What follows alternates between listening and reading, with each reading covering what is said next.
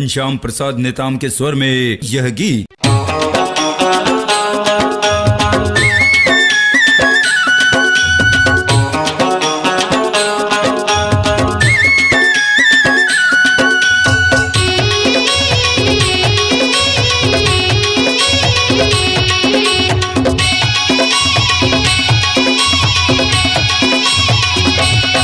दाई हवै जग रचैया तोला कहते वो दुर्गा मैया। दाई हवै जग रचैया तोला कहते वो शीतला मैया। दाई वो दाई कैसे भुला गे वो, दाई कैसे रिसा गे वो, दाई कैसे भुला गे वो, दाई कैसे रिसा गे वो।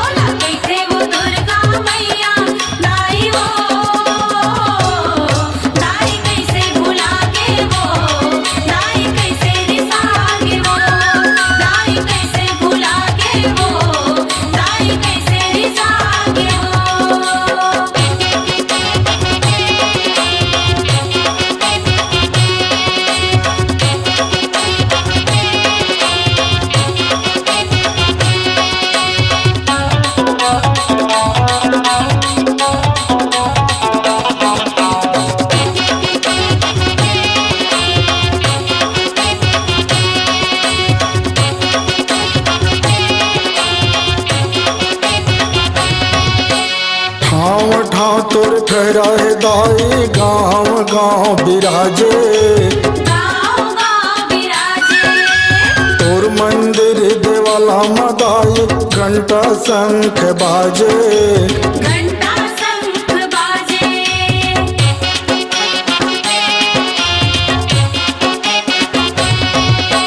ठाव तोर ठहरा है दाई गाँव गाँव बिराजे, गाँव गाँव बिराजे। तोर मंदिर देवाला मदाई घंटा शंख बाजे, घंटा शंख बाजे। तोर महिमा हवै बड़ भारी आए हवा वो तोर दुआरी।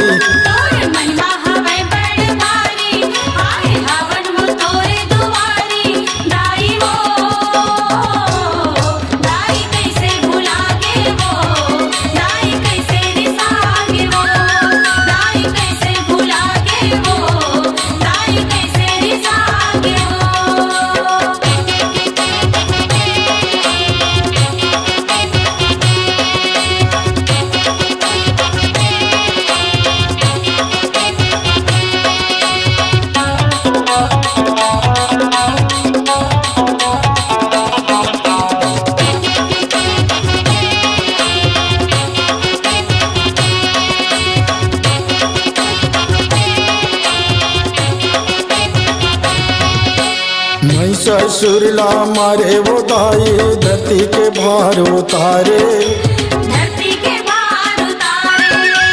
बड़े बड़े दानव नहीं बाँचिन तोर फरसा के मारे।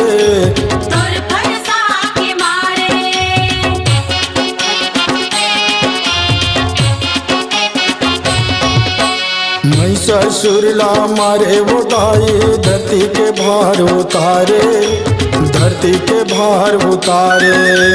बड़े बड़े दानव नहीं बाँचिन तोर फरसा के मारे, तोर फरसा के मारे। तोरे हवै वो भगवा सवारी धन सायल कर ले चिन्हारी।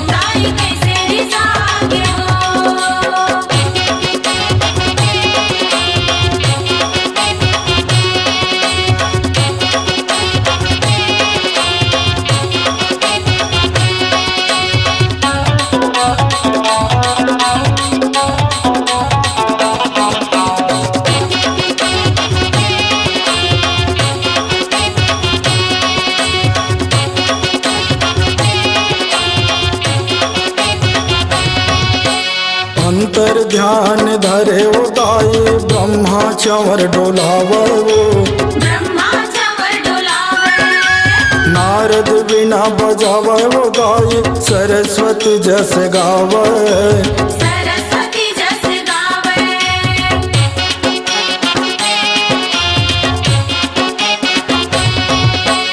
अंतर ध्यान धरे उदाई ब्रह्मा चंवर डोलावो ब्रह्मा चंवर डोलावे नारद बिना बजावे उदाई सरस्वती जस गावे सरस्वती जस गावे माहे सुगेश के सुन ले गुहारी ओकर बनी है रामेश्वरी माहे सुगेश की सुन ले गुहारी ओकर बहिनी है रामेश्वरी दाई वो दाई कैसे भुला के वो दाई कैसे रिसागे वो दाई कैसे भुला के वो दाई कैसे रिसागे वो दाई हवै चे जगे रचैया तोला कैथे वो दुर्गा मैया दाई हवै चे जगे रचैया तोला कैथे वो काली मैया दाई वो दाई कैसे भुला गे वो दाई कैसे रिसागे वो दाई कैसे भुला के वो दाई कैसे रिसागे वो दाई कैसे भुला के वो दाई कैसे रिसागे वो दाई कैसे भुला के वो दाई कैसे रिसागे वो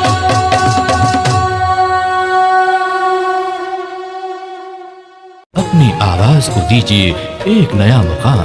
डिजिटल रिकॉर्डिंग की दुनिया का जाना पहचाना नाम स्वरांजलि, जहां गूंजती हैं ध्वनियां अपनी माटी की सौंधी सुगंध के साथ। छत्तीसगढ़ी संगीत के विविध रंग जो पहुंचाते हैं पूरे प्रदेश में डिजिटल रिकॉर्डिंग के संग।